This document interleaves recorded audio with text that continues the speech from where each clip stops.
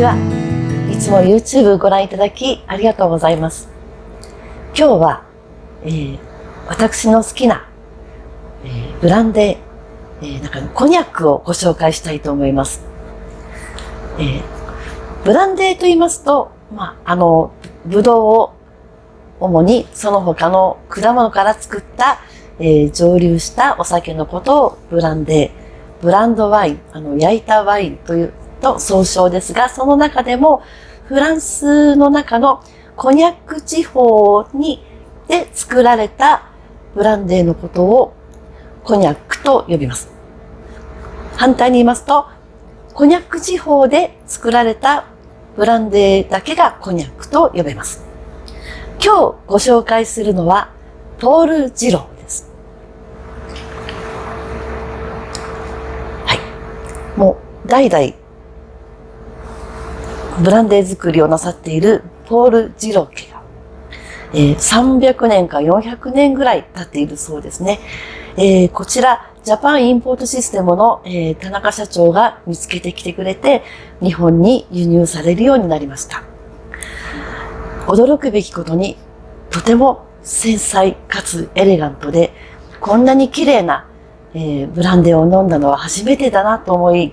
その時から私はこのポール・ジローの大ファンになりました。こちらは、そのコニャック地方の中でも原料がブドウですので、その畑の産地にも格付けがされています。5つの5段階の格付けがあるのですが、その中でもグランドシャンパーニュ地方という最もいいブドウが作られる、ブランデーにとって良いブドウが作られるというとても狭い地域で作られているブランデーです。とても広大な敷地の中に、大手メーカーのコニャックと何が違うかと言いますと、こちらのポール・ジロー家ではブドウの畑も全部自社所有で、畑の管理から醸造、蒸留、熟成まで全てポール・ジロー家一家で行っているということです。大手のブランデーメーカーは、原料となるブドウは各農家さんにお願いして、そこからブドウを仕入れてブランデーを作る。が、こちらのポール・ジロー家では畑の管理から一貫して全てを行っています。また、ブドウを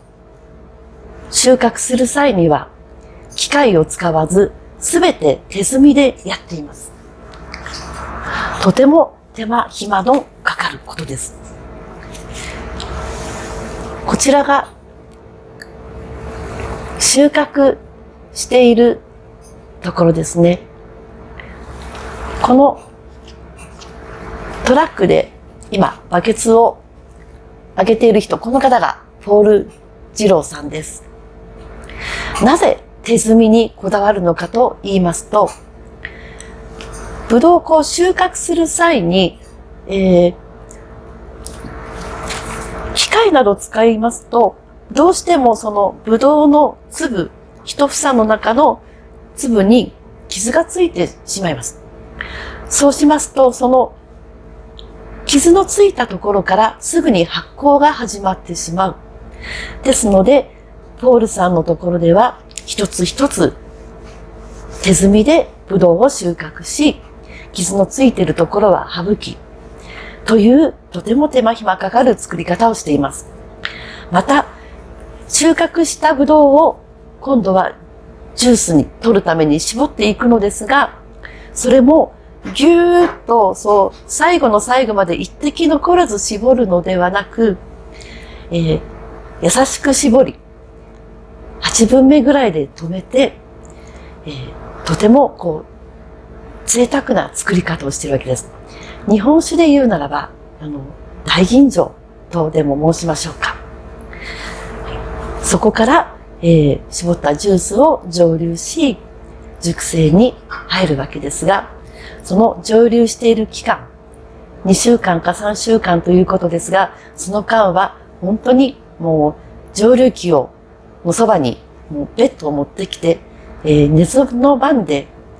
見ながら仕上げていくそうです。このコニャックに出会った時から、ポールさんに初めてお会いできたのが2009年の初来日の時でした。とても小柄な方で、また風貌がちょっと日本人でもこういうおじさんがいそうだなっていう優しいお顔をした、とても親しみやすい方でした。この時、のお話の中で、東京を皮切りに確か北海道と九州かどこかで、セミナーをやってくださったのですが、その時に、同行なさったジャパンインポートの社長さんのお話ですと、行く先々で講演の後、お食事をする機会があります。その時に出された食べ物を一粒たりとして残さなかったそうです。なぜかと聞いたら、僕は農家だから作り手の苦労をよく知っている。せっかく作ってくれたものを残すとは申し訳ないということで、一粒残らず全部召し上がっていかれたそうです。また、こちらにありますのは、ジュースです。ぶどうを絞ったジュース。ポール二郎さんが初めのうちは、